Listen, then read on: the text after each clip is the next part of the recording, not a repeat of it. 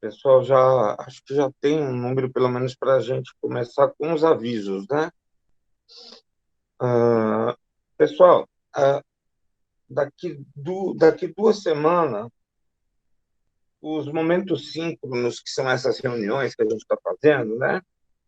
Eles já finalizam. E na próxima aula vai ser uma discussão sobre acessibilidade, e daí depois vem a aula, vamos dizer, que seria a aula final, né?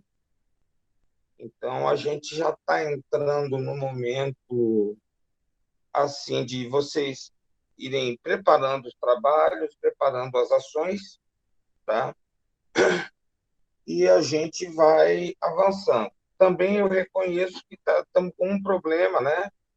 Que o pessoal nosso está recebendo muito vídeo para editar, então são dois bolsistas meus que editam, né?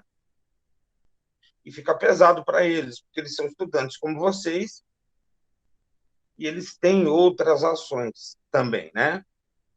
Então, essa semana eu vou estar postando os vídeos que faltaram, tá?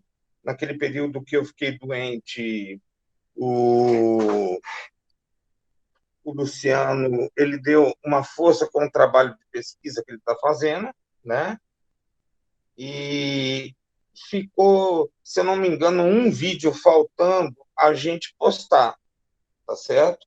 Porque, na realidade, eu estou com 3 disciplinas, né, de graduação e uma na pós-graduação. E daí, quando você vai ver, são 4 vídeos que os meninos têm que editar na semana. Fora a reunião de um grupo de estudo, que é o grupo do GeoGebra, né?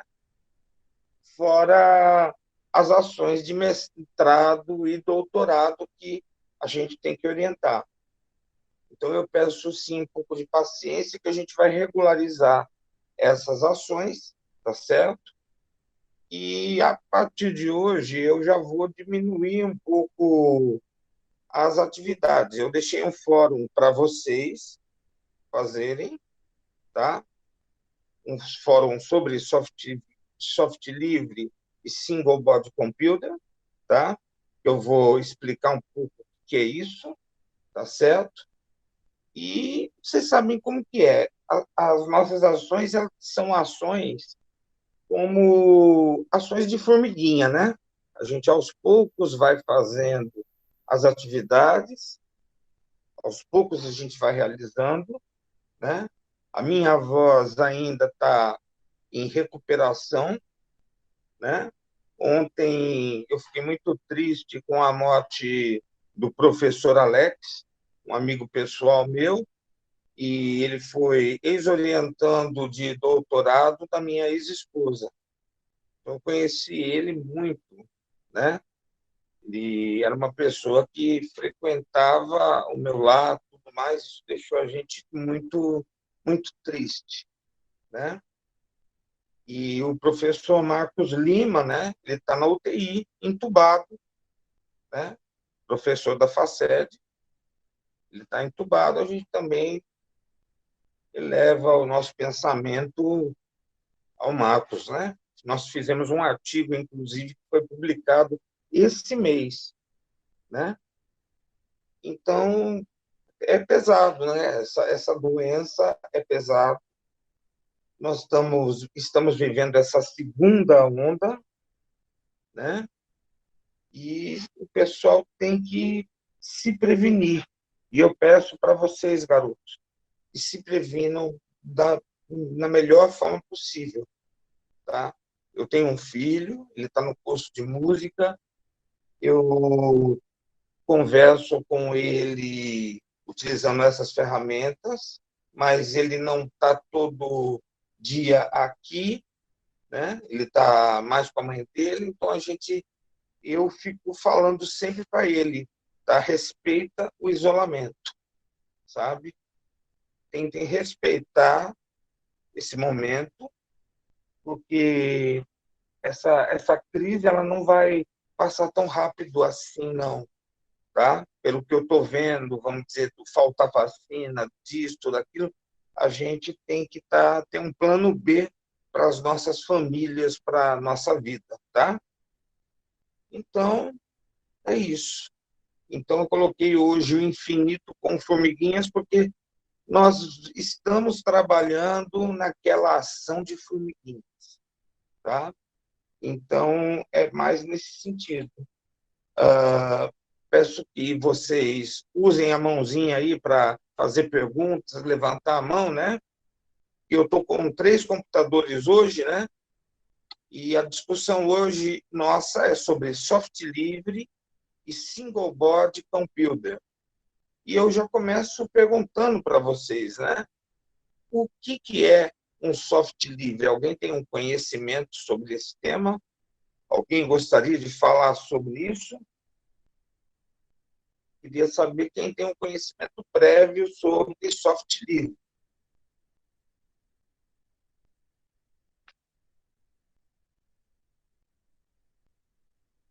Se alguém puder expressar, fique à vontade,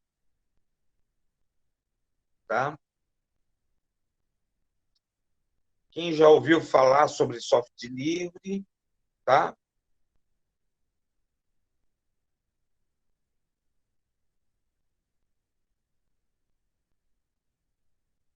Ninguém sabe o que é software livre?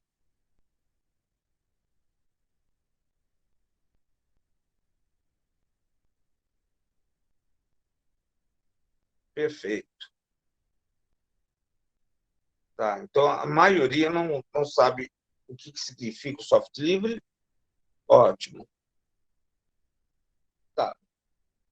Então, vamos começar por uma definição, né? Software livre é o software que concede liberdade ao usuário para executar, acessar, modificar o código-fonte e redistribuir cópias com ou sem modificações.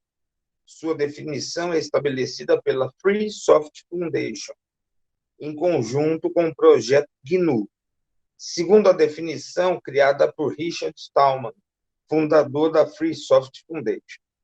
Tá? Software livre é qualquer programa de computador que pode ser usado, copiado, estudado, modificado e redistribuído sem nenhuma restrição. Tá? Vou fazer uma outra pergunta. Vocês usam na casa de vocês Microsoft Office? Ou no computador de vocês, caso vocês tenham, vocês usam, por exemplo, o Windows? Certo. O Windows e o Microsoft Office são exemplos de software proprietário, tá? O que significa isso? Significa que você tem que comprar uma licença de uso, tá? Mas antes dos anos 80, não era dessa forma que funcionavam as coisas. Então, vamos precisar voltar lá nos anos 60 para poder entender essa dinâmica do software livre, tá bom? Vou ir um pouquinho para a história da informática, tá? Antes, eu quero que vocês guardem as informações que eu estou passando. As 2 principais organizações internacionais responsáveis pela proteção e promoção de software livre é a Free Software Foundation e a Open Source Initiative, tá? São a Free Software Foundation e a Open Source Initiative, tá? São, na realidade, instituições que garantem os direitos que estão aí de 1 a 4 aí abaixo. A liberdade de executar o programa para qualquer propósito, a liberdade de estudar o programa e adaptá-lo para as suas necessidades, a liberdade de redistribuir cópias do programa de modo que você possa ajudar o seu próximo e a liberdade de modificar, aperfeiçoar o programa e distribuir estas modificações de modo que toda a comunidade se beneficie, tá? Você pode procurar até na Wikipédia, tá? Que esses 4 direitos eles são característicos do soft livre, tá? Nos anos 60 não era, não havia essa preocupação que nós temos hoje com soft livre e soft proprietário. Nos anos 60, durante a época dos computadores de grande porte, que são essas geladeiras aqui enormes aqui atrás, tá? E o cabra que está aqui, ele tá diante de um monitor e de um teclado, mas o processamento acontece aqui, tá? Nesses computadores de grande porte, tá? Todos esses equipamentos aqui são computadores de grande porte, tá? E hoje em dia, esses computadores de grande porte não processam nem a metade que o meu celular processa, que o celular de vocês processa, tá? Então, para a gente ter uma ideia de como era diferente o panorama. Não haviam computadores pessoais, tá? Computador de mesa, não havia tablet, não havia nada disso, tá? Esses computadores de grande porte recebiam o nome de mainframe, tá? Eles eram utilizados em empresas, tá certo? Eles eram utilizados nas empresas e geralmente davam conta de folha de pagamento, via, vamos dizer, os processos de trabalho, eram, eram bem, era bem burocrático o trabalho que se fazia, tá?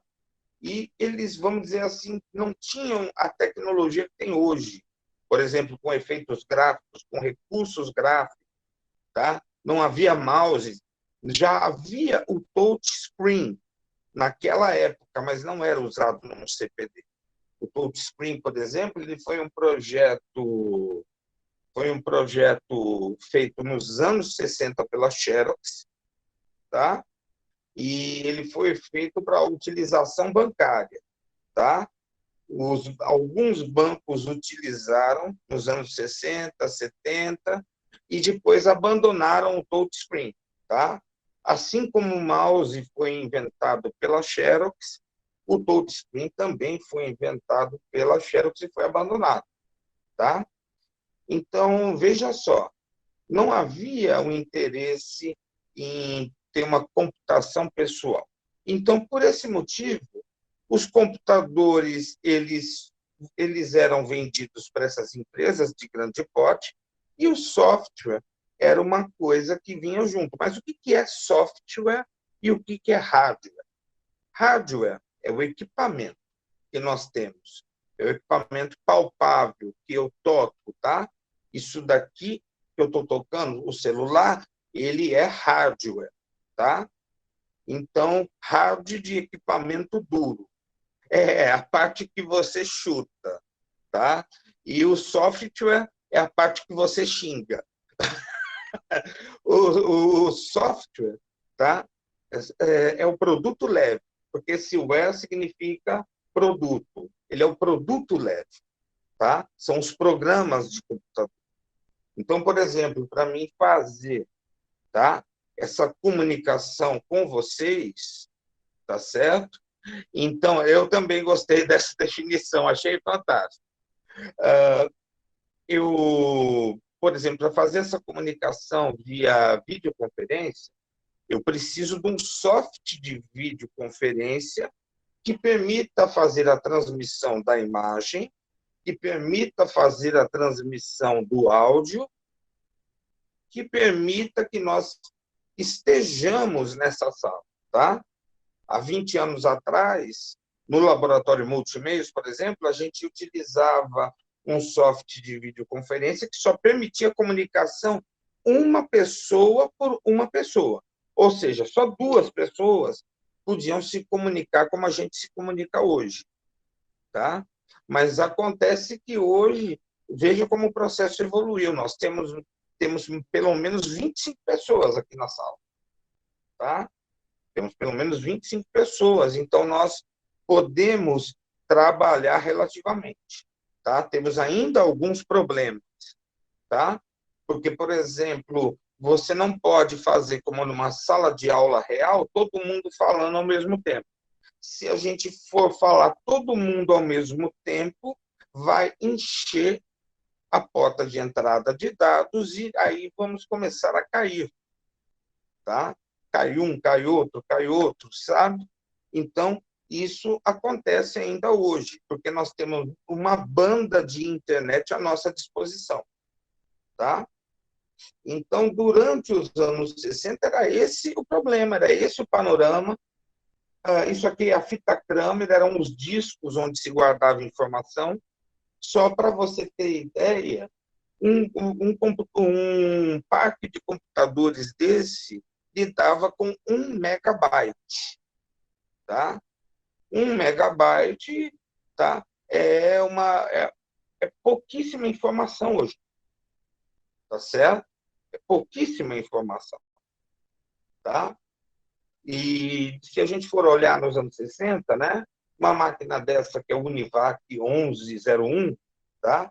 Era usado para fins corporativos, não havia perspectiva de uso pessoal, geralmente era para geração de folha de pagamento, relatórios de movimento financeiro, controle e processamento bancário, não havia espaço para desktop, tá? O hardware valia mais que o software, o mainframe, tá? Ele se opunha à ideia de microcomputador, nem existia, teoricamente, o microcomputador, poucos aplicativos a gente tinha, poucos sistemas operacionais, era a época dos centros de processamento de dados, que a gente chama de CPD, tá? Época de laboratórios de informática, época também dos terminais burro, tá? Então, por exemplo, vocês estão vendo aqui, tá? Esse equipamento que vocês estão vendo aqui é um terminal burro. Isso aqui é só um monitor de vídeo e isso aqui é só um teclado, tá? É um terminal burro, tá? Boa tarde, Érica, tá? Nós temos aqui o IBM, líder de mercado, na época, a maior empresa que era, se ignorava o software como produto, e isso vai gerar uma oportunidade de mercado. Tá? Então, veja só, aqui é uma impressora e aqui é um monitor e é o teclado. Tá? Eu me lembro que quando eu cheguei aqui no Ceará, na UFC, tá? Na secretaria do curso de pedagogia, tá? Nós tínhamos terminais burros, porque o computador que fazia a operacionalização das nossas matrículas, contas, tudo mais, tá? Ele estava lá no CPD, no PC. Era um computador de grande porte. A gente tinha o terminal burro na secretaria. Essa questão foi mudando, lá para 2003, 2004, é que trocaram o sistema, tá? Colocaram um sistema chamado módulo acadêmico, primeiro, e depois foi colocado o SIGA, tá? Foi colocado aqui no Rio Grande do Norte e mais alguns estados, tá? Então, foi passado esses dados, tá? De lá para cá. Hoje a gente usa esses dados, tá? Com microcomputadores locais, tá? Utilizando a internet, tá? A gente trabalha ainda numa intranet. A Graça não está escutando nada, mas vocês estão escutando? Vocês Sim. estão escutando? Tá, deixa eu ver aqui se é o meu celular que está baixo. Não, ele tá alto. Melhorou o celular? Professor, não estou conseguindo ouvir o senhor, não, professor. Tá. Mas vocês estão conseguindo me ouvir? Estou escutando normal, professor. Beleza. É que eu tô com uma voz meio rouca também. Tá? Que eu tô aqui com a garrafa de água do lado.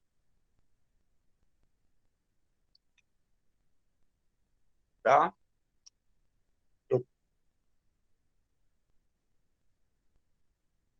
Tenta sair e retorna a graça. Sai e retorna. E pode ser, às vezes, o áudio local. Então, veja bem, tá? Esse era o panorama daquela época.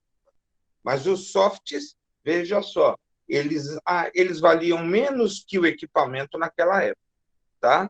Eu estou aberto para perguntas também. Quem quiser levantar a mão e fazer perguntas, pode levantar a mão dessa forma. Aperta o botãozinho de mão, tá certo? Como eu apertei, vai aparecer a mãozinha ali levantada, tá? Ok? Vamos continuar. Então, isso era na década de 60. Nos anos 70, tá, as coisas já mudaram. Começa a se falar de microcomputadores pessoais, computadores portáteis, tá? Os modelos DEC, PDP, PDP-8, que são esses computadores aqui do lado.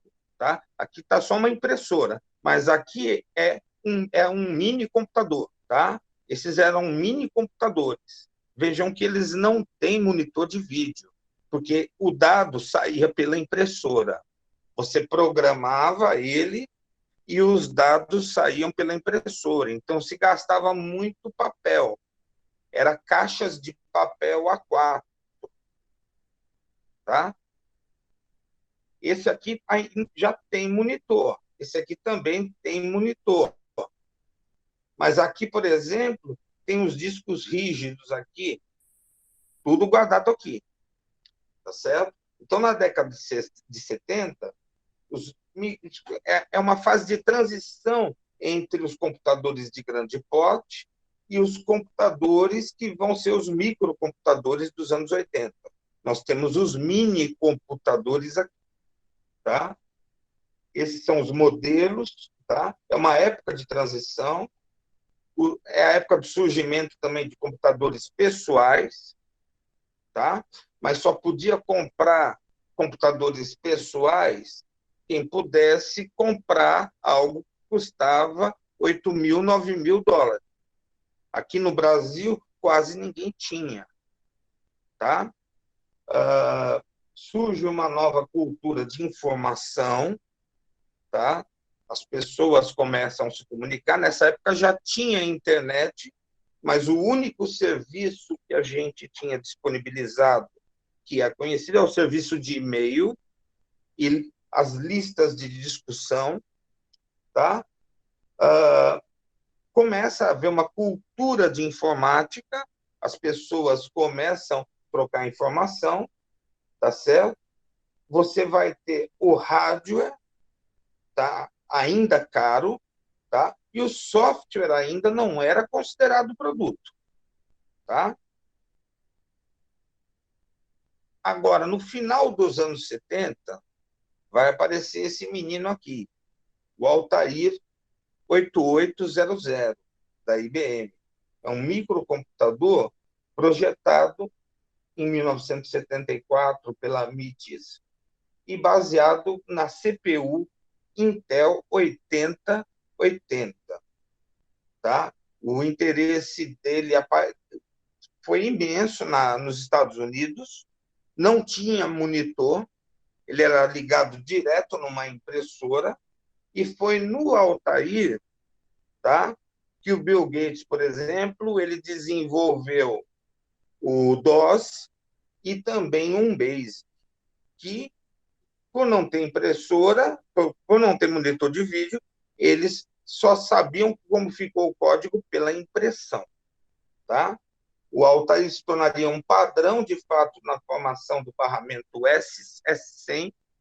Esse barramento é que vai permitir criar, tá, o gabinete, tá certo?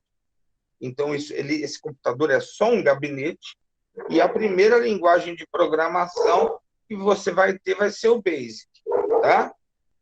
Aqui está latindo lá na frente de casa é a Greta.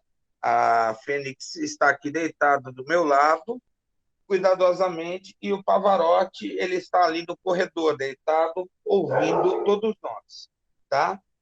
Essas revistas eram revistas populares na época, tá? A Popular Electronics era uma revista que trazia os programas de computador, tá? Para a banca de jornal. Então, na minha época, nos anos 80, tá? Tinha essas revistas, muitas vezes em inglês, você tinha os códigos e você levava para casa para programar, tá? Geralmente a gente tinha um amigo rico que tinha um computador em casa, que era aquele menino que ia para os Estados Unidos uma vez por ano, tá? Então eu tinha esse vizinho e foi através dele que eu conheci o que é um computador, tá? Então, o Altair foi o primeiro computador pessoal com um custo relativamente básico para o usuário. Ele custava US$ 5.000. Também foi graças a ele que a Microsoft criou o software proprietário. E como que foi essa criação do software proprietário? O Bill Gates, ele começa a escrever artigos para várias revistas defendendo que os softwares deveriam ser produtos, deveriam ser cobrados, tá certo?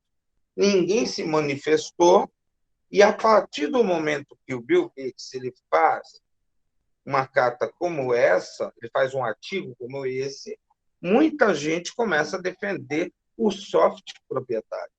Então, o mercado de software, ele foi uma oportunidade de trabalho, tá? Greta, quer falar oi para os meninos aqui? Ela abaixou aqui no meu colo, ó. Aqui, essa aqui é a Greta. Ela é tímida. É o meu pastor alemão, né? Quando ela está aqui por perto, eu sei que a casa está guardada, tá? Então, gente, o mercado de software começou no final dos anos 70, início dos anos 80, e devido a essas publicações do Bill Gates, tá? Então, veja só, a partir do momento que ele fez essas cartas, ele começou a gerar uma das maiores fontes de riqueza dos anos 80, 90, 2000, 2010 e na atualidade. Tá? O Bill Gates, só para ter ideia, ele é a maior fortuna. Tá? O Jobs, que já faleceu, ele também projetou o computador dele. Na realidade, esse aqui copiou desse e esse aqui copiou da Xerox. Tá? E eles colocaram como copyright. Tá? O que são os copyright? Vocês sabem?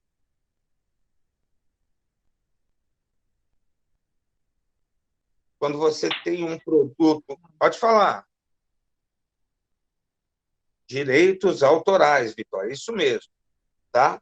Quando você pega um determinado produto, tem aquele Czinho, é copyright. Tá? Você pega um determinado produto, por exemplo, como esse desodorante que eu ganhei da minha esposa hoje. Tá? Daí tem lá um copyright. Tá certo? São os direitos autorais. Tá?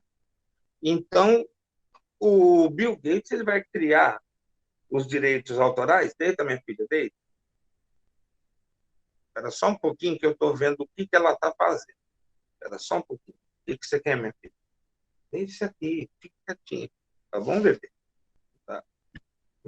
Pronto, ela já se deitou. Ela gosta de ouvir mais as aulas do que eu pensava. Né, minha filha? Ela fica latindo lá fora quando eu estou dando aula. Então, eu resolvi trazer ela para dentro. Né? Então, gente, o que acontece? Muita gente, por exemplo, viu esse conflito entre o Bill Gates e Steve Jobs como algo assim real, mas esse foi o conflito mais lucrativo do mundo para esses caras, tá certo? Porque as pessoas estão vendo a competição e a rivalidade entre as empresas de software proprietário No entanto, na história da humanidade, nunca ocorreu tamanha acumulação de capital e tamanho enriquecimento ilícito como na época do software proprietário. Tá? Os computadores e os seus sistemas foram desenvolvidos ao longo de séculos pela comunidade acadêmica, pelos cientistas, pelos engenheiros. A internet foi desenvolvida com o esforço de milhares de cientistas intelectuais ao longo de séculos. É justificável que tal saber não seja livre? Por exemplo, você olha o teclado de um computador ou o teclado virtual de um celular, tá? A disposição das letras A, S, D, F e G já era utilizada na mecanografia do século XIX, tá? Os tipos de letras, tá? Desde a Idade Média você tem os tipos de letra, tá? Inclusive usada na mecanografia do século XIX, tá? Os tipos de letras, tá? Desde a Idade Média você tem os tipos de letra, tá? Inclusive o Steve Jobs, ele estudou na Universidade da Califórnia a tipologia das letras. Foi a única disciplina que ele fez lá, tá? Então, se você for pensar bem, esses caras pegaram várias tecnologias, tá? Colocaram numa coisa chamada gabinete, tá certo? E começaram a vender com seus sistemas operacionais. Começaram a vender os seus produtos, tá certo? Então, veja bem, isso tudo não é um mérito deles, tá? Mas quando eles definem o software proprietário, eles transformam aquilo como um mérito, tá certo? Alguma pergunta, gente? Eu acho que é importante vocês perguntarem. Algum questionamento?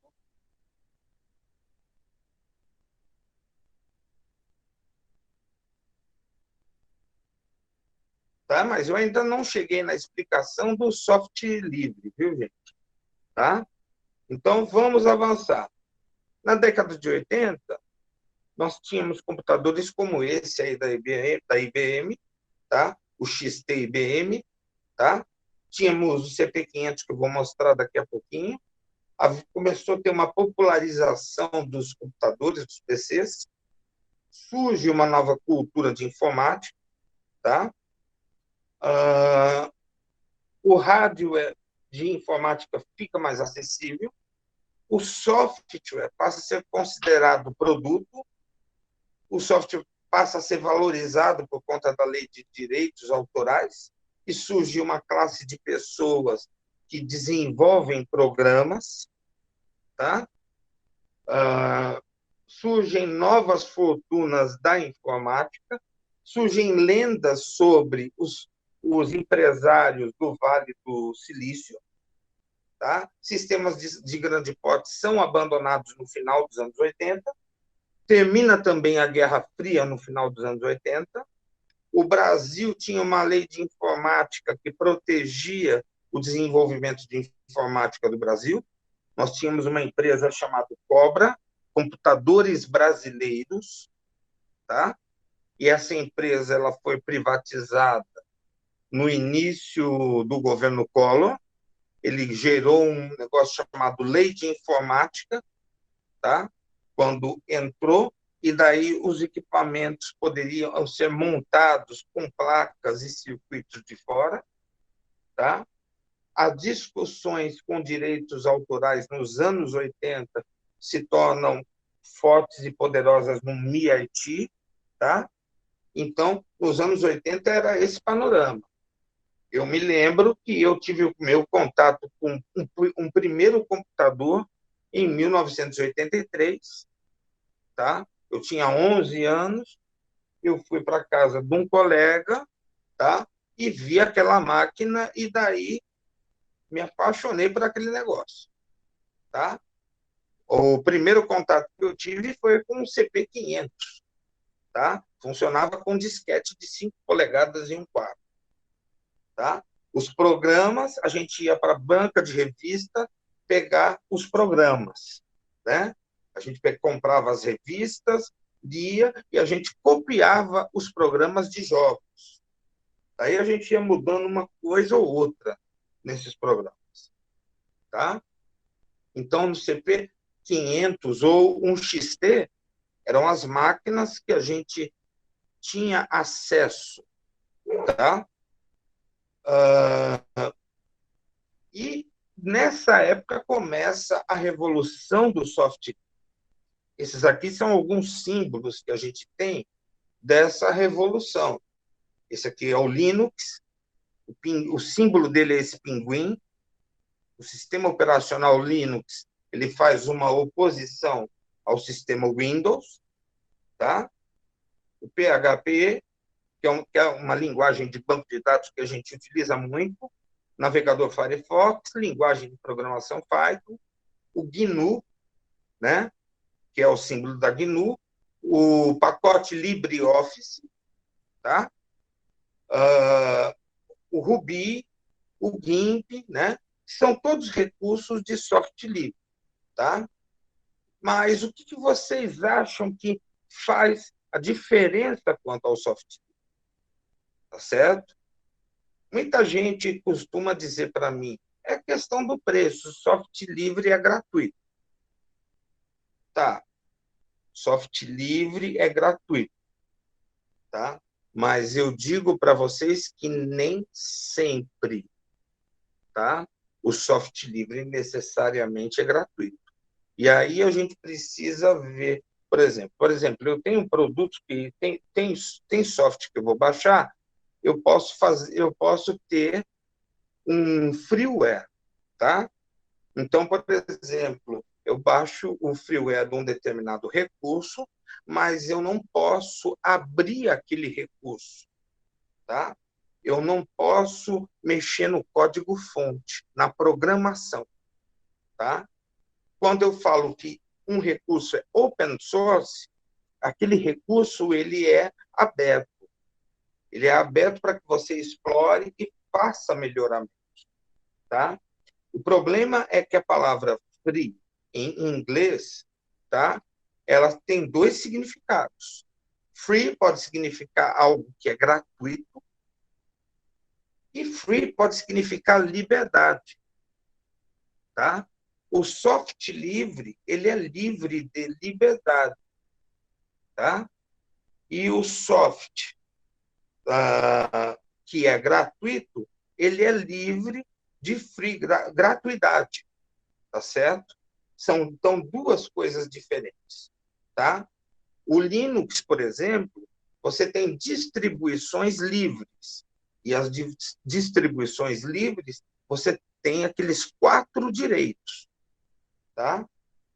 Então, o Richard Matthew Stallman, tá? Ele é um dos ativistas, fundador do movimento do software livre, do projeto GNU e da Free Software Foundation. Ele é um aclamado programador e hacker, e seus maiores feitos incluem o Emacs e o GNU Emacs mais tarde. O GNU Compiler Collection e o GNU Debugger. É também autor da General Public License, essa licença pública geral, tá? Ou a licença GPL, tá? É a Geral Public License, tá? É uma licença livre e é a licença mais utilizada no mundo. E ele cria um conceito com essas licenças. Ele cria o conceito de copyleft, tá? Então, se você tem o direito autoral, ele vai criar o esquerdo autoral, tá certo? Desde a metade dos anos 90, Stallman se dedica a maior parte do seu tempo ao ativismo político, defendendo o software livre e lutando contra a patente de software e a expansão da lei de copyright. O tempo que ainda devota à programação é gasto no GNU Emacs e ele se sustenta com aproximadamente a metade do que recebe pelas suas palestras. Em 1971, ainda calouro na Universidade de Harvard, onde se graduou em física em 74, Stallman era programador do Laboratório de Inteligência Artificial do Instituto de Tecnologia de Massachusetts e se tornou um líder na comunidade hacker, tá? Nos anos 80, a comunidade hacker, que até então dominara a vida de Stallman, começou a se dissolver. Começaram a aparecer softwares portáteis, softwares que poderiam ser feitos para funcionar em tipos diferentes de computador. Então, você passa a ter sistemas operacionais para esse ou para aquele equipamento, e esses sistemas são proprietários. Então, isso era um problema para o modelo de negócios, tanto do fabricante do computador, dos computadores, quanto das pessoas comuns, tá? Para impedir que seu software pudesse ser usado em computadores diferentes, os fabricantes pararam de distribuir o código-fonte e começaram a restringir a cópia e a redistribuição do seu software. O software restrito tinha existido antes, mas agora não havia nenhuma escapatória dele. Com a regulamentação das leis do software proprietário, surge o conceito de software pirata, tá certo? Então, quem quisesse utilizar o software, tá, no seu equipamento sem pagar o direito de uso, estava cometendo crime de pirataria. E poderia ser submetido ao Código Penal americano. Tá certo? Então, em 85, Stallman publicou o Manifesto GNU, que estabeleceu sua motivação para criar um sistema livre chamado GNU, tá? Que GNU is not Unix. Unix é um sistema operacional, tá? Que é proprietário, tá? E o GNU é o sistema do Stallman, que ele utilizou esse nome fazendo menção ao animal africano GNU, que é considerado um animal forte, que resiste às dificuldades. Por isso que ele vai colocar o acrônimo GNU is not Unix, tá certo? Então, a Free Software Foundation, para unir programadores de software livre, para criar uma infraestrutura legal para a comunidade de software livre. Tá? Então, o software livre não é simplesmente uma questão técnica, envolve uma questão ética, social e política. É uma questão de direitos humanos que os usuários devem ter. Liberdade e cooperação são valores essenciais do software livre. O sistema GNU implementa esses valores. E o princípio do compartilhamento, uma vez compartilhar é bom e benéfico para o progresso humano. Tá? Compartilhamento é uma característica do software livre. As escolas devem ensinar o valor do compartilhamento dando exemplo.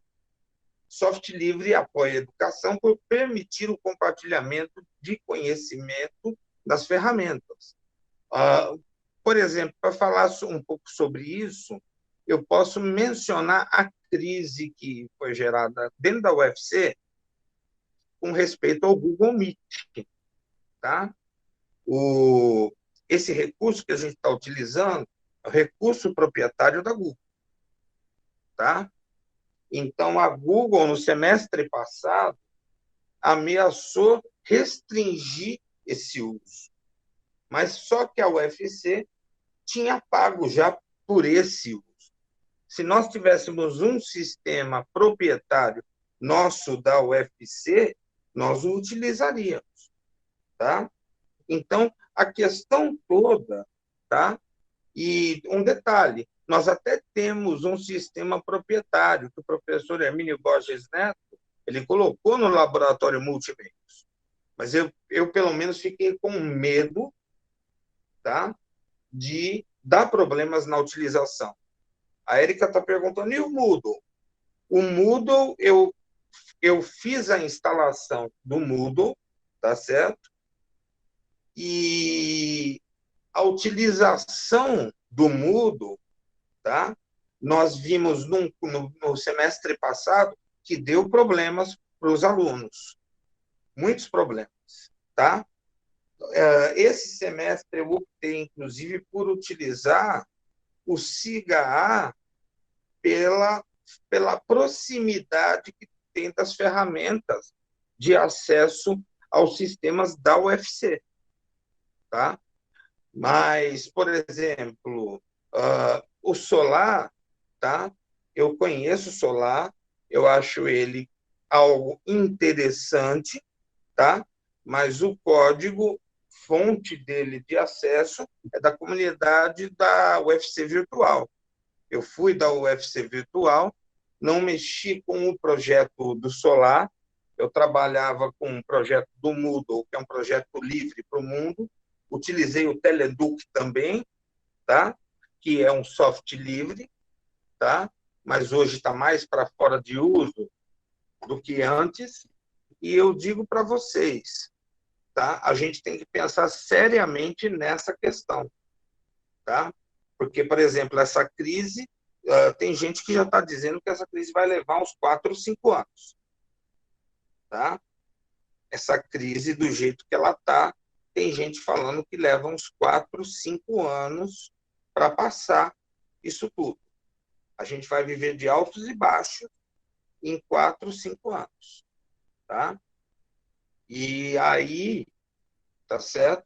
Vai ter momentos que as pessoas vão querer voltar para o presencial, mas no momento que apertar a necessidade, as pessoas vão ter que utilizar isso aí, tá? Então, uma das coisas que eu tenho visto é que o grande desafio para um estudante de mestrado ou doutorado, ou para futuros estudantes de mestrado ou doutorado, é justamente fazer algo, tá, que seja livre, fazendo esse tipo de comunicação. Tá certo? Então, a gente fala também sobre conhecimento. Muitos jovens estudantes têm talento para programação, são fascinados por computador e ávidos por aprender como os sistemas funcionam. Quando eu entrego um software proprietário, tá? Ele não pode ver nada dessas ações. Peraí, não posso ver nada dessas ações, tá certo? Porque o código é fechado. A vantagem do software livre é que o código é open source. Você pode abrir para poder fazer melhoramentos naquele código e também para poder aprender a utilizar esses recursos, tá? Tem a questão ferramental, os professores podem entregar aos estudantes cópias dos programas que eles usam em sala de aula, de modo que eles possam usá-los em casa, tá? Estudantes de computação, de tecnologia, tá? Com software livre, copiar não é apenas autorizado, é incentivado, tá certo? Então, por exemplo, aqui eu vou falar um pouco hoje também do Luz do Saber, que o criador do Luz do Saber, ele é formado na pedagogia aí na UFC, tá? Depois o Marcos Dionísio, ele se formou na UFC e decidiu ir fazer mestrado na escola técnica, tá? Ele resolveu fazer o mestrado dele na escola técnica em computação, tá certo? E ele desenvolveu o Luz do Saber se baseando nas teorias de Paulo Freire. Ele se baseou na concepção de alfabetização de Paulo Freire e ele fez um software para atender necessidade de alfabetização. Depois, tá? Com a origem das redes sociais, ele transformou esse software no quê? Numa rede social. Quando ele transforma numa rede social, ele cria a primeira rede social voltada à alfabetização de alunos. Hoje, o Luz do Saber está sendo utilizado pelo governo do estado do Ceará, tá certo? Foi utilizado pelo município, tá? E ele está em vários países africanos de língua portuguesa, tá certo? Tem mais de 10 milhões de pessoas hoje o Luz do Saber, tá? E a questão também, outra questão que pesa muito, a questão da responsabilidade social. A computação tornou-se uma parte essencial do dia a dia. Imposto de renda, cobrança de taxas, documentos como IPVA e o IPTU, a identificação eleitoral nossa, tá? A computação se tornou uma parte essencial da vida. A tecnologia digital está transformando a sociedade muito rapidamente. E as escolas têm uma influência no futuro da sociedade. Sua missão é fazer que o estudante esteja pronto para participar de uma sociedade digital livre, ensinando a ele habilidades que lhe facilitem ter o controle das suas próprias vidas. O software não deve estar sob o poder de um desenvolvedor que unilateralmente toma decisões que ninguém mais pode mudar. Instituições educacionais não devem permitir que empresas de software proprietário imponham o seu poder sobre o resto da sociedade e o seu futuro. Tá? Eu mesmo vi várias vezes ocorrer em laboratório de escola que tinha a licença Windows, de repente eles têm que parar as atividades porque aquela licença de utilização do Windows venceu. De repente, 10 máquinas param numa escola porque venceu aquela licença. Se tivesse Linux, isso não aconteceria. Tá certo? Isso envolve a questão da independência. Escolas têm uma responsabilidade ética de ensinar virtudes. Tá? Então, não depende de um único produto ou empresa poderosa específica. Além disso, ao escolher software livre, a própria escola ganha independência de qualquer interesse comercial e evita o aprisionamento por um fornecedor. Tá? Empresas de software proprietário, eles usam escolas e universidades como um trampolim para atingir seus usuários. E, com isso, impor seus softwares. Sobre a sociedade como um todo, elas oferecem descontos ou até mesmo cópias grátis dos seus produtos, tá? Dos seus softwares proprietários, às instituições educacionais, de forma que estudantes aprendam a usá-los e se tornem dependentes deles. Depois que esses estudantes se formam, nem eles, nem os seus futuros empregadores terão oferta de cópias com desconto. Essencialmente, o que essas empresas estão fazendo é recrutar escolas e universidades como agentes para conduzir pessoas a uma dependência permanente a longo prazo. Tá? Muita gente, eu vejo hoje em dia, que tem uma resistência ao sistema operacional Linux porque se tornou dependente do Windows. Tá? E eu falo, vamos dizer, dessa dependência até como se fosse uma dependência aparente a uma droga, tá certo? Que a pessoa ela não consegue trabalhar com outro recurso, tá? E muitas vezes eles fazem isso mesmo, tá? Então, por exemplo, nós temos recursos na UFC. Você está colocando a questão do solar, tem um sistema mais interessante que é o Sócrates, tá? Que poderia também ser utilizado, tá certo? Mas são difíceis para uma aprendizagem inicial de utilização dos computadores, principalmente numa época de pandemia como essa, tá? Licença de software, elas, por exemplo, não expiram. O que significa que, uma vez que o software livre seja adotado, as instituições permanecerão independentes de um fornecedor. Além do mais, licença de software livre concede aos usuários os direitos não somente de usar o software como quiserem, de copiá-lo, de distribuí-lo, de modificá-lo, tá? E também a possibilidade de você trabalhar com ele. O Jefferson está colocando uma questão interessante. Eu só uso o Windows por conta que a maioria dos jogos que eu uso não suporta Linux. Porém, a maioria das minhas ferramentas é software livre. Eu acho que já começa por aí, tá? Se você utiliza as ferramentas como software livre, já facilita muito a vida. Eu tenho aqui em casa 5 máquinas e, no momento, porque a gente estava desenvolvendo um computador, né? Então, o que aconteceu? Eu desenvolvi mais 3 computadores que a gente começou a desenvolver na UFC, tá? Depois eu vou falar até dessa história. E agora eu tenho um aluno que está no mestrado lá em tecnologia educacional, que o trabalho dele vai ser desenvolver esse computador de tal forma que a gente utilize energia solar, né?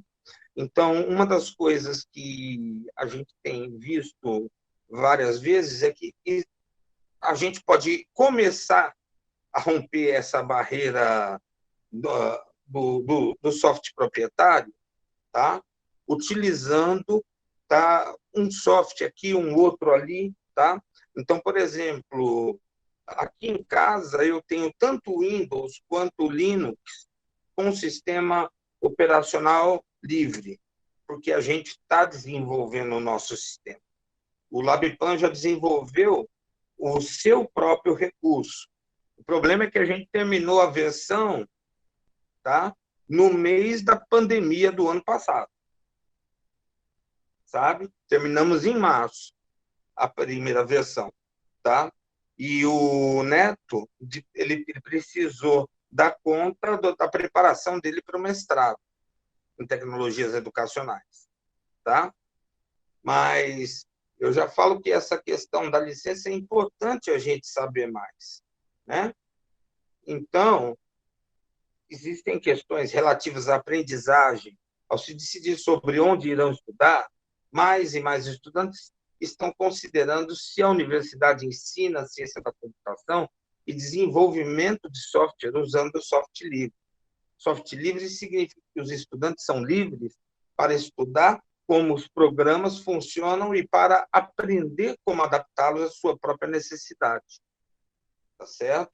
A aprendizagem sobre software livre também ajuda no estudo da ética e desenvolvimento de software e na prática profissional. A questão da economia de mercado, ela vem também aí. Eu me lembro que no Hospital da Criança aqui da UFC, tá? Havia um equipamento microscópio que permitia ver os cromossomos das crianças, tá? E então esse equipamento de tunelamento, ele funcionava com o software com o software proprietário da Windows, tá? Daí o que aconteceu? Ocorreu um problema de instalação. A Windows queria reinstalar o software para resolver o problema do microscópio, cobrou R$270 mil, tá? Daí, na época, eu me lembro, isso daí já faz uns 10 anos, tá? Me chamaram lá para resolver o problema. Eu e mais uma equipe da minha ex-esposa, que tem um laboratório de bioquímica, né? Desenvolvemos daí um microscópio, tá? Fizemos o software para tunelamento, a mão de obra custou R$15 mil, não sairia por mais que isso. E nós desenvolvemos o software livre, tá? Onde que era cobrado o serviço? No contrato de manutenção do equipamento, tá? Que durante 2 anos a gente trabalhou em cima disso, tá certo? Então, o software livre, ele gera oportunidade comercial também, tá? Mas não gera os problemas que geram o software proprietário, tá? A questão da qualidade. Na qualidade, soluções com software livre, elas são estáveis, seguras e fáceis de instalar.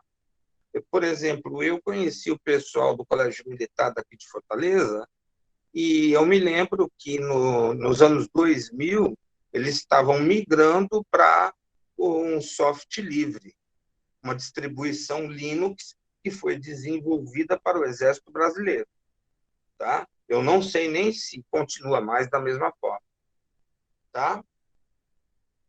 Falando um pouco de software livre, tá? Vamos falar do software livre educacional, tá? O SLE. FreeEduc foi uma distribuição educacional, com todos os programas educacionais, tá? Que foi a primeira distribuição que apareceu há 20 anos atrás, baseada numa distribuição Linux chamada Kinopi, que rodava diretamente do CD ou do pendrive. Ele não precisava ser instalado na máquina. São dezenas de programas que acompanham o FreeEduc, tá? Programas de ciência, matemática, desenvolvimento lógico, muito bom para ser utilizado em ambiente educacional, além, é claro, do OpenOffice e do GIMP, tá certo? Aqui tem, por exemplo, o link de acesso ao FreeEduc, tá? O único problema que eu vejo no FreeEduc é que ele vai aparecer em língua francesa e inglesa, tá? Essa distribuição é o Linux educacional, desenvolvido na época do governo Lula, tá? Então, do lado de cá dessa distribuição são os menus dele, tá? Hoje você só consegue baixar da Federal do Paraná, tá? Como essa apresentação vai estar com vocês, vocês podem até explorar ela, tá certo? Então, essa é uma distribuição do FreeEduc, feita pelo governo brasileiro, para os laboratórios de informática educativa, tá? E, então, era utilizada essa versão do sistema. Quem estudou em escola pública e teve aulas de informática, talvez tenha tido contato com esses equipamentos. Aqui no Gustavo Barroso, que é aqui do lado de casa, tá? O pessoal teve acesso ao soft livre, tá? Essa versão que está aqui é a distribuição LabPAN CDMaker, tá? É do laboratório de pesquisas e análises métricas, tá? De cultura maker digital da UFC, tá? Essa é a distribuição nossa. Ela se baseia no Linux educacional. O computador, está aqui embaixo, utiliza uma single board computer, apresenta ampla conexão com web, pode ser usado no Orange Pi, tá? Pode ser usada no Raspberry Pi, viabiliza o trabalho com robótica educacional e estamos na versão 1.0, tá? Essa é a versão que desenvolvi no ano passado, tá? Então, vamos lá. Aqui, por exemplo, utilizando o software GeoGebra, tá certo? Ele possui software para a área de matemática, ciências, possui LibreOffice, é produzido na UFC e adaptado para robótica. Tá? Aqui, por exemplo, mostrando os produtos educacionais que nós temos, tá? Os recursos educacionais. E aqui, mostrando o LibreOffice. Tá? Deixa eu ver se eu mostro para vocês o que é uma placa single board. Deixa eu pegar aqui.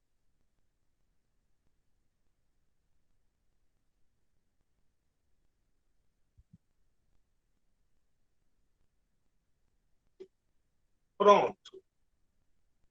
Eu já peguei já. Ó, isso aqui, essa plaquinha que eu estou segurando aqui, tá? É o que a gente chama de placa single board. Ela tem todas as entradas aqui, entrada para monitor de vídeo. Esse aqui é um Wi-Fi, tá? Então, isso aqui custa na casa de R$ 200. É um computador. É o que a gente chama de single board computer. É o computador de placa única, tá? Que a gente vê como uma perspectiva de futuro.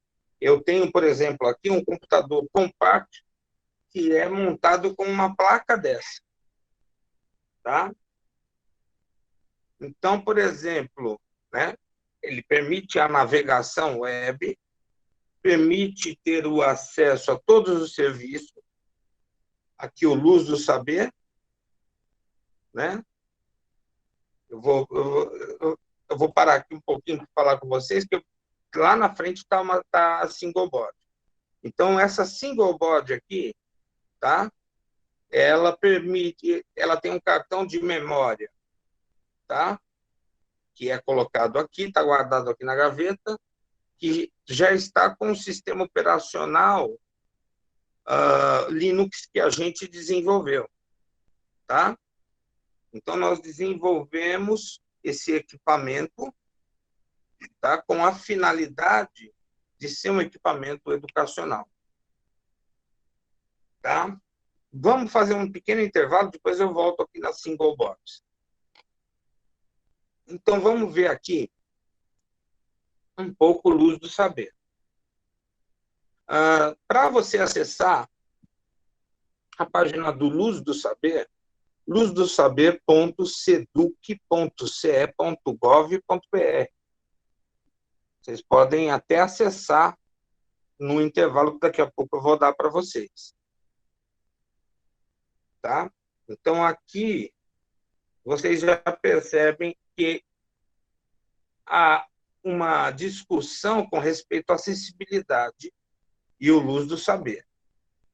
Tá? Aqui, quando você entra no Luz do Saber, você dá o teu nome, tu entra, você vai ter estruturas temáticas, tá?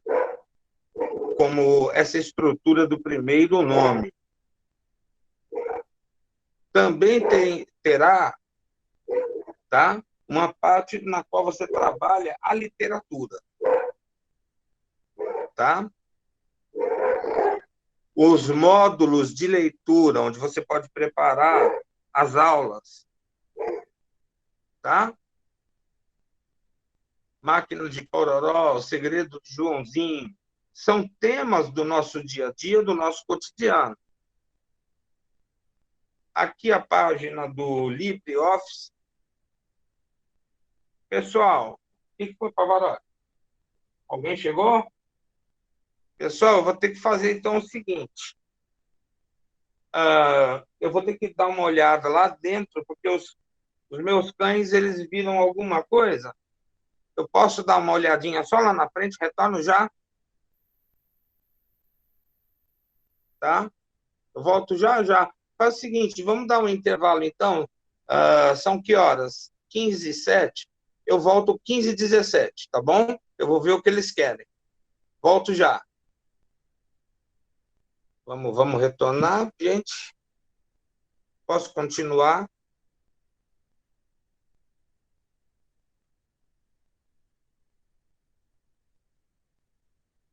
Beleza. Porque tenho outra coisa para mostrar sobre robótica e tal, que eu posso mostrar para vocês. Tá? Aqui é o site da Free Software Foundation, fsf.org.pt.br. Tá? E esse aqui é o computinho que a gente criou lá no LabPan. Tá?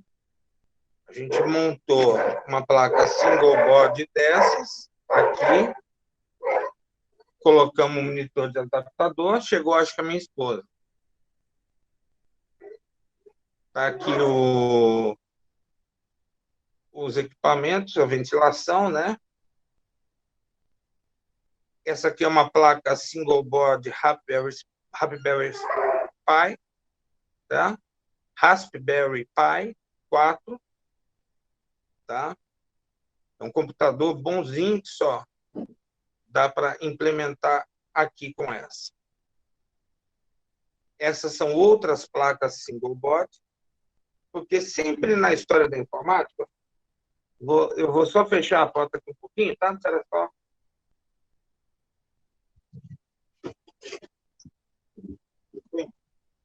Na história da informática, sempre houveram placas single board, tá? A placa single board é uma placa única, tá? Só que no começo dos anos 2000, apareceu a placa Arduino, que era uma placa voltada à robótica e automatização. Tá? Daí, o Arduino não era ainda capaz de fazer o papel de um computador. Tá? Daí, na metade da década passada, começaram a surgir outras placas únicas.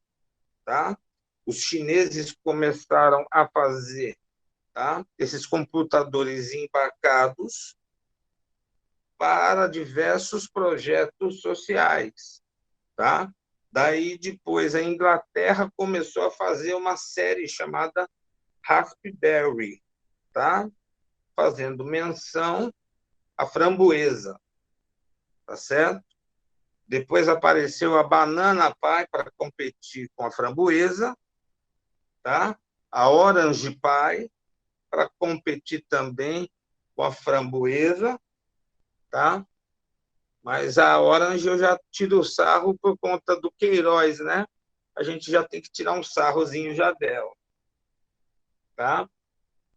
Mas essas placas únicas hoje são alternativas financeiras interessantes para você fazer computadores de pequeno porte com custo baixo, tá?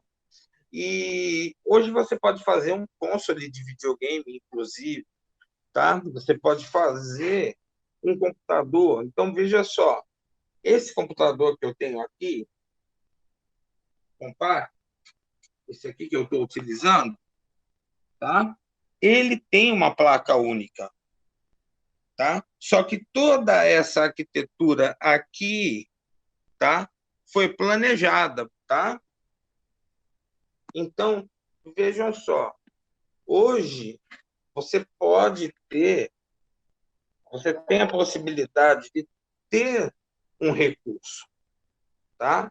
Uma coisa que você não tinha condições de ter há 20, 25 anos atrás, como um computador pessoal, graças a essas tecnologias você tem. E essas tecnologias, elas estão diminuindo cada vez mais, tá? Com processadores cada vez mais potentes, tá? Por exemplo, uma impressora 3D. Hoje em dia você monta com placa única. Isso aqui tem uma placa interna que funciona como placa única. E aqui você tem o equipamento de montagem da impressora 3D, tá? Se você comprar o equipamento, tá, ele sai com um custo relativamente baixo com as possibilidades que eles podem ter, tá? E esse é o fim dessa apresentação sobre software livre e single board computer. Eu vou mostrar agora uma outra apresentação para vocês, tá certo? Então, vamos lá. Alguma pergunta que vocês queiram fazer nesse momento? Eu vou retirar essa apresentação para essa, tá? E eu vou abrir outra apresentação, tá?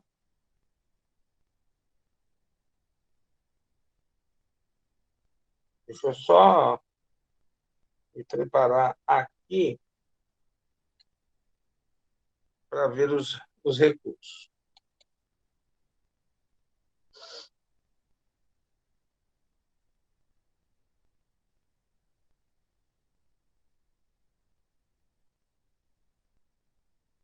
Pronto, espera só um pouquinho aqui. Pronto.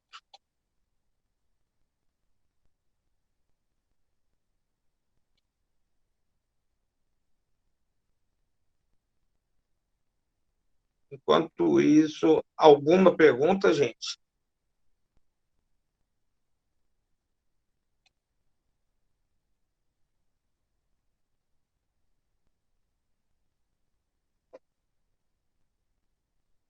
Tá. Então, agora, eu acabei de abrir a outra apresentação.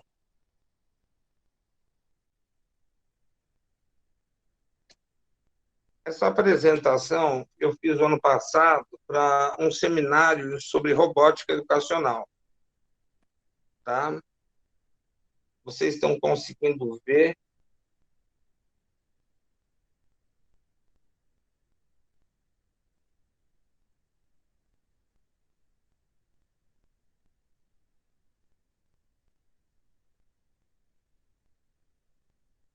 Não sei se eu estou transmitindo para vocês ou não. Não está, né? Espera aí um pouquinho. Então, eu vou retornar. Não, beleza. Está aparecendo agora, né?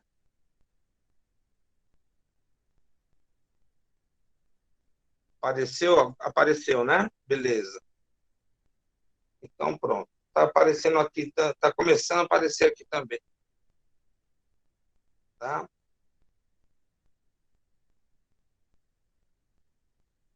Então, pronto, a minha apresentação.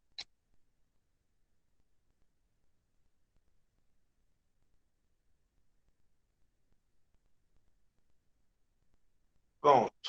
Então, vamos lá. Então, essa apresentação é uma discussão que eu tive sobre robótica educacional, foi feita junto com um outro orientando meu, o Paulo, e o Paulo ele trabalha com educação especial e robótica educacional, tá certo? Tá trabalhando com a prefeitura, tá? Ele passou agora no doutorado e a gente está começando a trabalhar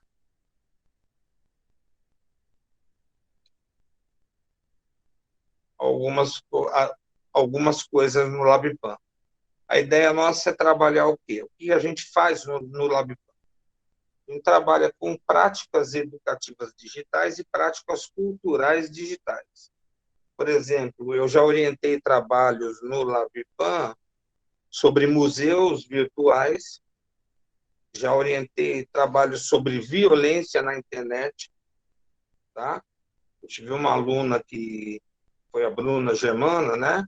Que ela trabalhou com a questão da violência contra a pornografia de vingança, que é quando ocorre aquela ruptura entre um casal de namorados e daí o namorado começa a mandar foto para a rede social e tudo mais, aquela coisa toda, e de repente vira um escândalo dentro da escola, aquela confusão toda, né? Eu trabalhei também com ações de pesquisa relativas à informática na educação, informática educativa, que, como eu falei para vocês, no transcorrer da disciplina, são coisas distintas. Eu trabalho com ensino de matemática e ciências, trabalho com geometria dinâmica, tá? Estou trabalhando com cultura digital maker, devido a essas ações com robótica educacional, computação single board na educação, produção de materiais digitais e agora formação para videoaulas, tá? Então, isso é o que a gente trabalha no LabPAN, tá? Com respeito à questão da robótica na educação, ela transforma a aprendizagem em algo motivador, tornando bastante acessível os princípios da ciência e tecnologia aos alunos. A robótica também permite testar em um equipamento físico o que os estudantes aprenderam usando modelos que simulam o mundo real, tá? Ajuda a superação de limitações de comunicação, fazendo com que o aluno verbalize seus conhecimentos e suas experiências e desenvolva a sua capacidade de argumentar e contra-argumentar.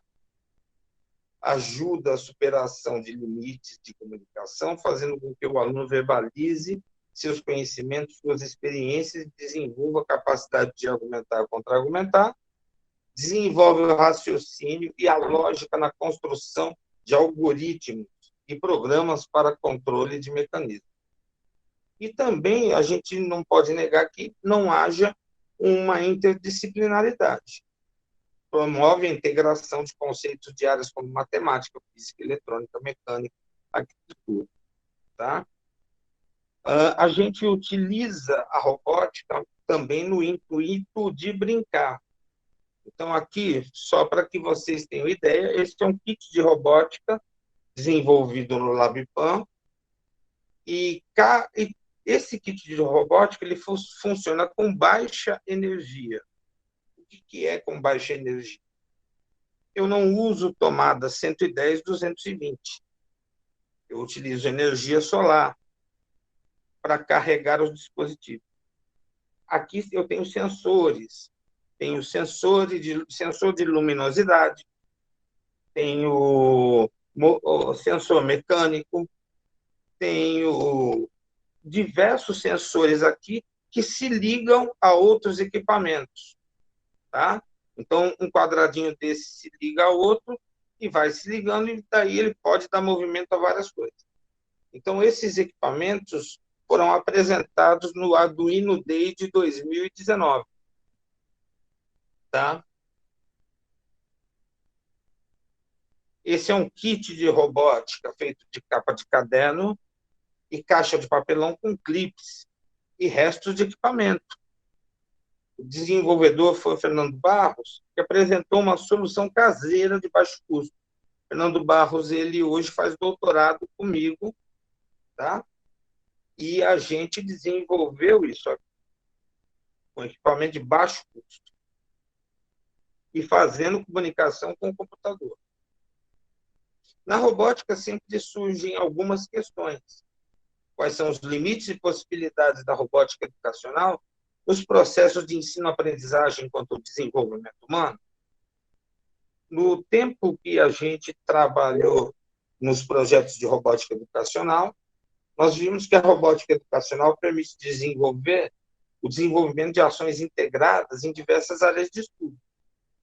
Através da robótica educacional é possível fomentar uma aprendizagem cooperativa e colaborativa entre as pessoas. Robótica educacional pode tirar crianças dos vícios digitais sem lhes tirar as possibilidades do mundo digital. E a robótica educacional está relacionada à cultura maker, bem como aos processos do brincar. No projeto da robótica educacional, eu trabalho com o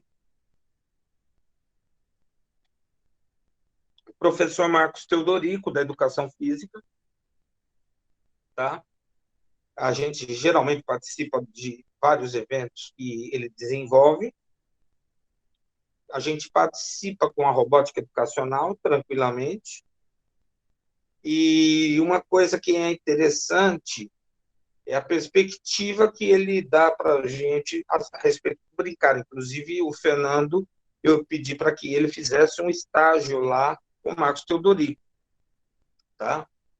Então, está sendo uma experiência interessante, porque como ele tem jogos e brincadeiras do mundo todo, né? Então, dá uma outra visão, porque hoje em dia a gente tem jogos robóticos.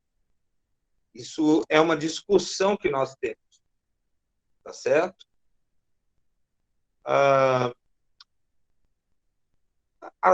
Aqui são quais os limites e possibilidades da robótica educacional no processo de ensino-aprendizagem humano. Isso aqui já é uma ação desenvolvida pelo projeto Rondon, na Pró-Reitoria de Extensão, com apoio da Pró-Reitoria de Extensão e apoio do Departamento de Fundamento. Tá? Isso aqui foi uma experiência que a gente fez lá em São Benedito, levando os equipamentos de robótica nossa, em 2018. Tá? Como a gente trabalha a perspectiva de utilizar diversas fontes de energia e a gente tenta trabalhar com voltagem baixa, não há risco das crianças sofrerem com algum tipo de acidente. Tá? E outra ideia que a gente decidiu trabalhar, robótica educacional, pode tirar a criança dos vícios digitais sem lhes tirar da possibilidade do mundo digital. A criança ainda está trabalhando com o mundo digital, mas só que está trabalhando, tá? Não fixada ali no celular. Não sei se vocês já viram aquela situação em que a mãe arrasta o filho e o moleque está aqui no celular. Tá? E ele vai dando um clique numa coisa e na outra, e acontece que nem aconteceu com o filho de uma pessoa conhecida, daqui a pouco ela está vendo uma pornografia, está vendo alguma coisa. A robótica educacional está relacionada à cultura maker, bem como ao processo do brincar. Tá? Aqui, por exemplo, é a sala de aula dos alunos na oficina que a gente fez em São Benedito, com 5 kits que a gente levou. Tá? Então, você vê que envolveu diversos alunos do ensino fundamental e do ensino médio. Aqui, por exemplo, é um gerador que eles desenvolveram. Eles desenvolveram um gerador que funciona manualmente aqui, ele dá corda e aqui produz a eletricidade. Esse é o kit robótico 2.0 que a gente fez no LabPan. Tá? Deixa eu mostrar por quais motivos a gente trabalha com coisas como habilidade fisiomotora em 3D, não pode ser substituído por tais habilidades em 2D. Tá? No trabalho de conclusão de curso da Rebeca Rodrigues Alves, que foi minha aluna por volta de 2003, na UES, eu fui professor da UES. Ela trabalhava numa escola evangélica, tinha mais ou menos 100 alunos, e ela falou, acontece uma coisa esquisita na minha escola. Eles botam o computador desde o primeiro ano. Colocavam os netbooks. Tá? Daí eu falei para ela, então vamos fazer o seguinte, vamos observar só uma coisa, o desenvolvimento visiomotor, que é a relação que tem o mouse,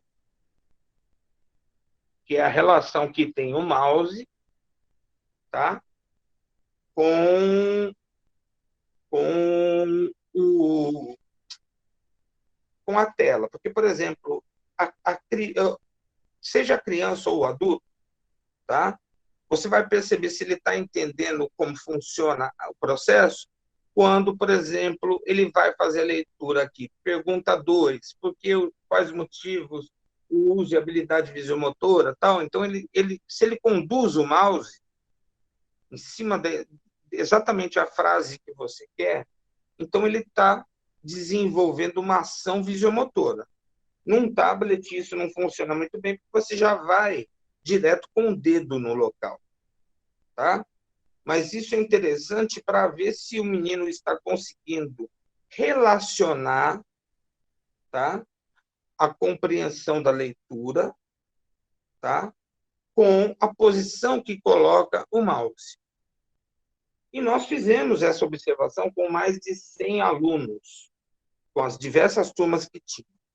E o que nos chamou a atenção, que as crianças elas começam a fazer o desenvolvimento de habilidade visiomotora somente a partir dos 3 anos e meio no computador de mesa com o mouse. Tá? Hoje em dia a gente sabe que com o tablet, com o celular, isso ocorre bem antes, com 2 anos. Tá certo? A gente sabe que ocorre por volta dos 2 anos por conta de não precisar do mouse. Tá?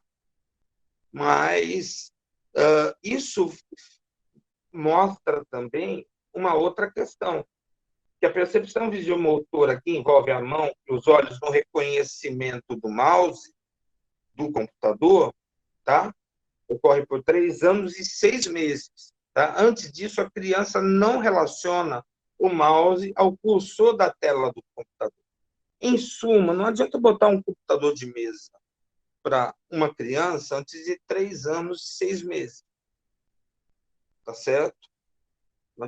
Um tablet até vale a pena, mas num computador não. Não resolve. Tá? Aqui, por exemplo,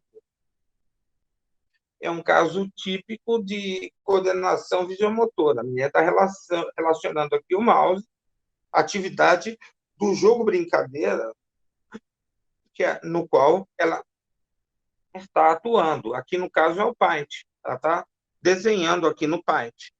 Então, ela relaciona a ponta do mouse, tá, à atividade que ela está fazendo. Tá certo? Se a criança já consegue isso, essa menina, por exemplo, tem 6 anos. Tá? Então, tranquilo para o desenvolvimento cognitivo dela. Tá? E um problema que a gente sempre encontra também quando fica em excesso, por exemplo, a criança viciada nas telas, tá? Então, por exemplo, essa é uma cena normal que eu creio que qualquer um aqui que seja pai vê acontecer na sua casa, sua residência, o menino ficar fascinado com a possibilidade de jogar no iPhone ou no tablet, tá certo? Só que quando ela joga no iPhone e no tablet, há um problema que está acontecendo em termos de desenvolvimento visual, tá? Por exemplo, você sabe que essa profundidade não é uma profundidade, tá? Você sabe que é uma projeção. A gente está interpretando, através de 2D, uma perspectiva 3D dentro do jogo. É uma perspectiva falsa. E isso pode gerar uma série de problemas se for muito repetitivo. O 3D do celular e do tablet é uma representação do 3D em uma tela 2D. Em suma, trata-se de um 3D falso. Isso gera problema na visão, tá certo? E agora, nessa época de pandemia, que nós estamos utilizando as telas muito mais, vai ocorrer problemas que não vão ser tão facilmente identificados, mas que podem ocorrer, como, digamos, vamos dizer, a gente fica praticamente, eu estou aqui em casa praticamente 1 ano. Quando eu saio no espaço para dar uma volta com um cachorro, tá? Eu sinto possibilidade de me acidentar na calçada, eu sinto dificuldade de distinguir certas coisas. Então, você tem um deslocamento de visão. E nesse deslocamento de visão, você tem que pensar em reaprender esse processo. Tá?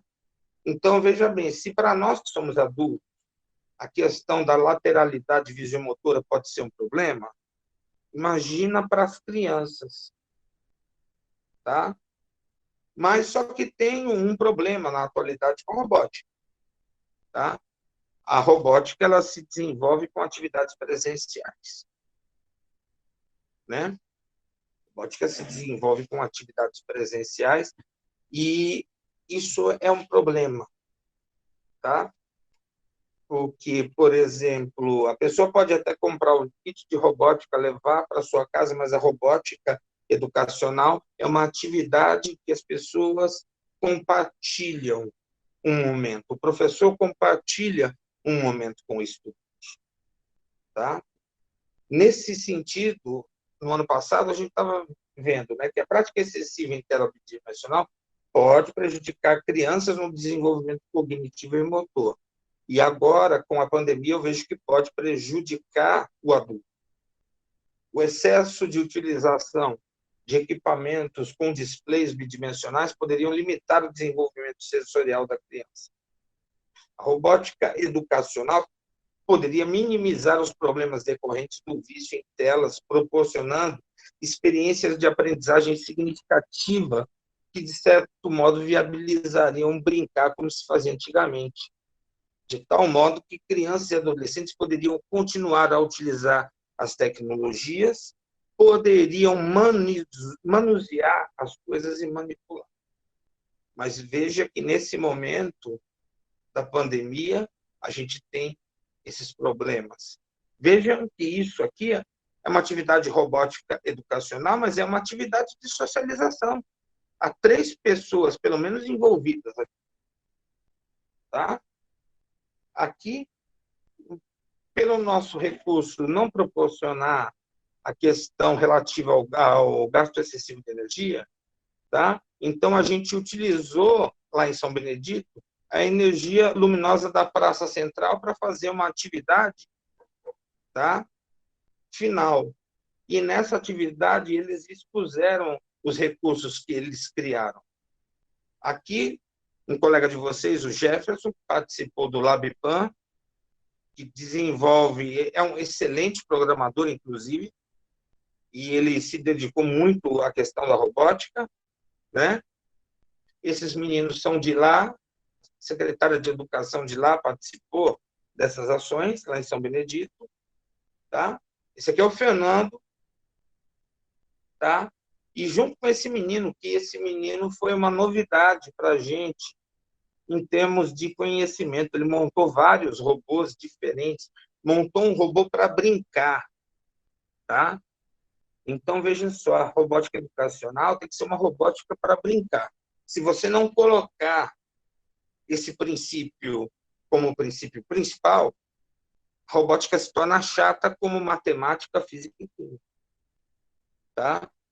Então, por exemplo, eu vi em São Paulo colégios em que o pessoal está perdendo aluno de robótica, porque o cara fala que é importante você aprender para você aprender a tecnologia, para aprender matemática física que está aí. E não é a partir desse discurso que a gente faz o letramento remix aí, tá? Aqui na FACED, atividades que a gente fazia com os meninos em 2017 e 2018, tá? Eu queria ter a oportunidade de tê-los presencialmente para a gente fazer uma ação dessa, né? Porque é uma atividade muito rica, tá? Muito rica. Mas a gente compromete o isolamento. Aqui é no Arduino Day, do ano passado, nós pegamos terceiro lugar na participação do público do Arduino Day, tá? Então, esse kit aqui é um kit luminoso, tá? Então, você liga uma caixinha com a outra, ele liga a luzinha, ele liga o LED de luz. Aqui são vários kits, a gente já está fazendo o quinto kit já, né? E qual o valor dos kits de robótica na atualidade? Os kits de robótica, eles ficaram, há 2 anos atrás, com um valor de R$150. O custo de produção. Nós poderíamos vender o kit de robótica até R$250, tá? Mas a ideia de desenvolver o equipamento a baixo custo vai nessa motivação pessoal. Mostrando outros kits, tá? Isso aqui é um grupo, pessoal de um grupo coreano que desenvolveu esse kit. Adivinhe o que animal eles vão montar? O Petói. Vocês podem procurar no YouTube, tem vídeos do Petói em movimento, tá? Ele é um kit robótico que usa 2 placas, uma placa de Arduino e outra placa Raspberry Pi para fazer funcionar o cérebro dele. Essa de Arduino faz a movimentação do corpo, tá?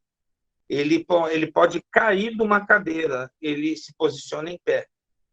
Ele consegue voltar em pé. Um robô desse, tá?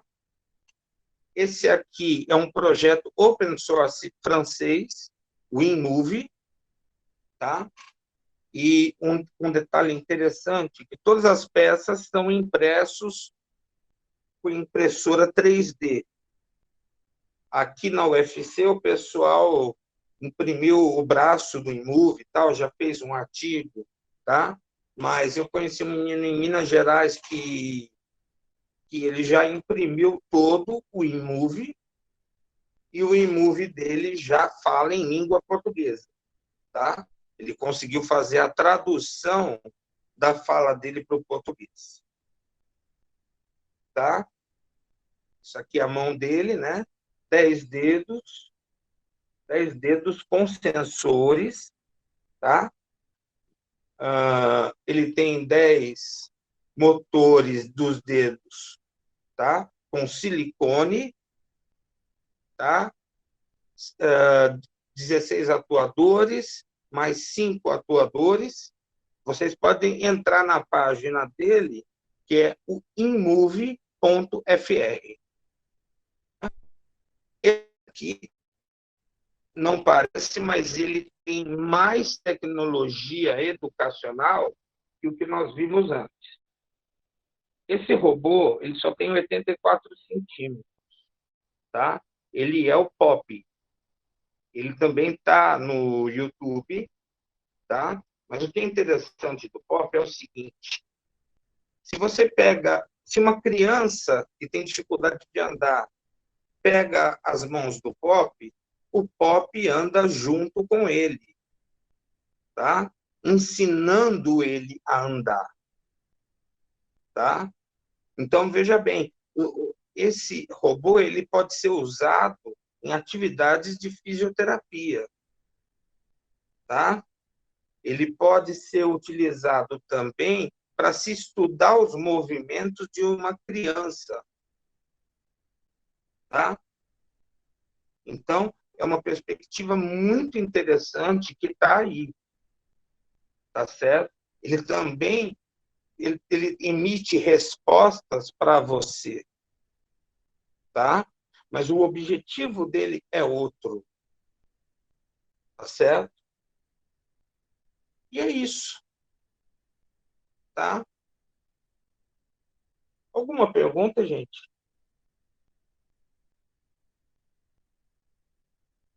Vocês queiram fazer?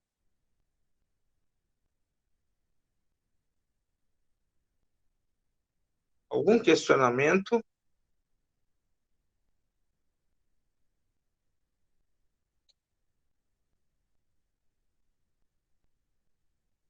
Diga, Érica, pode falar. São padronizados. São padronizados os kits, tá certo? O Fernando ele está, inclusive, pensando numa perspectiva de abrir uma empresa por conta disso, tá? Mas a ideia é que a gente, por exemplo, o Paulo, ele trabalha a robótica, tá? Na perspectiva da educação especial. Aí entra aquelas toucas de eletroencefalograma, tá? Então, através do neurofeedback, ele consegue fazer um treinamento com ondas mentais. E ele usa o componente robótico nesse sentido, tá? Inclusive, dentro da página do LabPan, tem a defesa de tese do Paulo. Deem uma olhada, que ele vai falar sobre o neurofeedback, tá? Mas o Paulo que está lá não é o Paulo que entrou no doutorado agora. Bom, perfeito, perfeito. Tá? Alguma dúvida, gente? Estou aqui para responder. Pessoal, a única coisa que eu vou falar para vocês, então, terminando a aula, tá? Semana que vem, a gente praticamente está terminando a parte teórica. Então, já comecem a escolher as gravações de vocês, de 10 minutos, tá? Finalizem os fóruns, finalizem o texto, tá? Porque março nem começou, mas já estamos no meio de março daqui a pouco. Aproveitem para fazer as atividades. Tá bom, gente?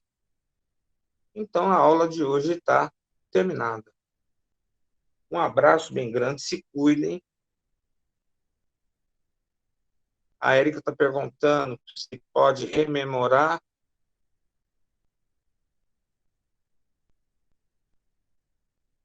Eu quero entender, Érica, o que você está querendo dizer por rememorar? Não, pode ser em grupo também. Videoaula vocês podem fazer em grupo. Só a questão do texto.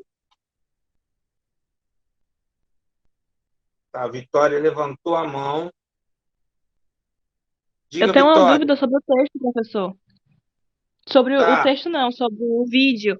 É, o vídeo precisa ser uma videoaula, né, nossa, gravada, em 10 minutinhos, 15 minutinhos, da gente explicando isso. como usar um aplicativo, não aplicativo, pode ser um programa, um aplicativo, um Minha filha, site, pode ser que a gente uma possa usar na sala de aula. videoaula, pode ser uma videoaula sobre o que você quiser, tá? Sabe por quê? Hum. Porque, de repente, ó, se você fizer um tutorial até para mim, explicando como fazer uma comida gostosa, isso pode ser uma videoaula. Dentro daquela perspectiva de videoaula, tem várias perspectivas. Você pode fazer uma videoaula sobre o que você quiser. Tá bom, Você vai, professor, você entendi. vai perceber Mas o, como... o, o negócio é apresentar o vídeo, né? Tem que ser um vídeo gravado.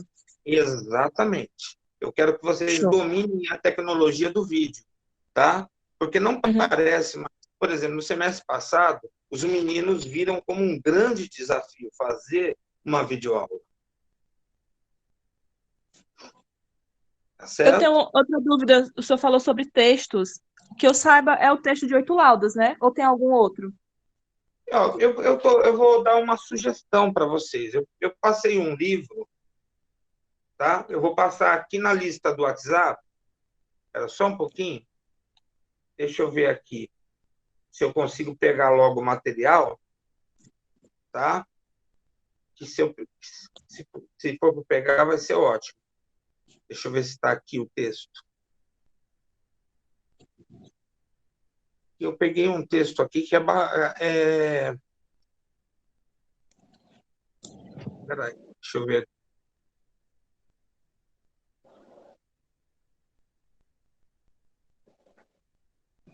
Não está. Eu vou ter que procurar. Eu acho que está... que eu não sei em qual computador está. Eu acho que está no celular mesmo. Eu vou pegar o texto e passo para vocês daqui a pouco. Pode ser uma alternativa ao texto que eu passei, tá bom?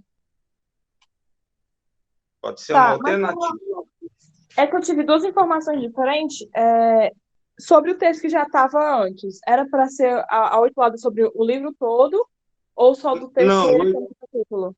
não, eu falei para vocês lerem o capítulo 3 e 4, se eu não me engano, da tese da Larice, que são os capítulos que mostram mais a história da informática educativa no Ceará. Tá certo? É o 3 e o 4. Obrigado, Graça. É o 3 e o 4. Tá? Show. Então, de Professor, avaliação, fora os fóruns, com certeza, né? De Sim, avaliações seriam os dois. O sim, vídeo e o texto. sim, sim. Ah, Agora, ok.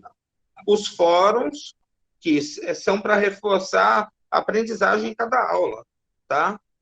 Mas Ok. peguem a transparência, vão nos endereços que estão colocados ali, tá certo? Vocês vão ter oportunidade de ver várias coisas, tá bom? E, tipo assim, professor, eu fiz uma pergunta no chat, mas acho que o senhor não viu. Eu perguntei quantas pessoas podem fazer parte desse grupo da videoaula, para confeccionar a videoaula. acho que umas 4 pessoas. 4 pessoas para não acumular o trabalho. Porque 4 pessoas divide, mas se você bota 5 pessoas, vai ter alguém que vai acumular. Tá? Tá bom, Luciana? Tá, professor, obrigada. De nada.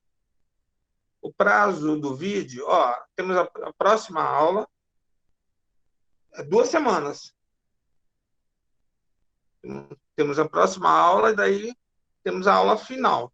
2 semanas. Já estou na aula 8, né? Tá certo?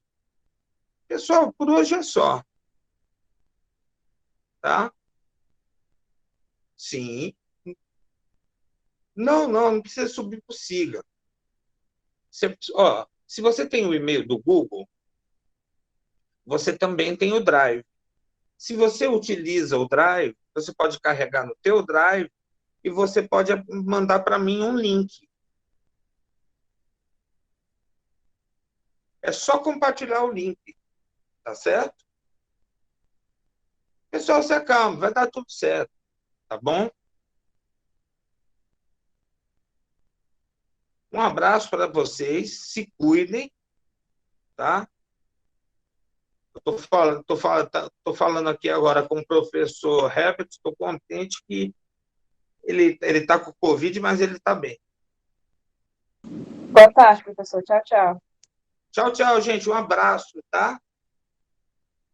Um abraço para todos vocês, tá? O limite nosso do término é até 6 de abril, tá bom? Um abraço, gente.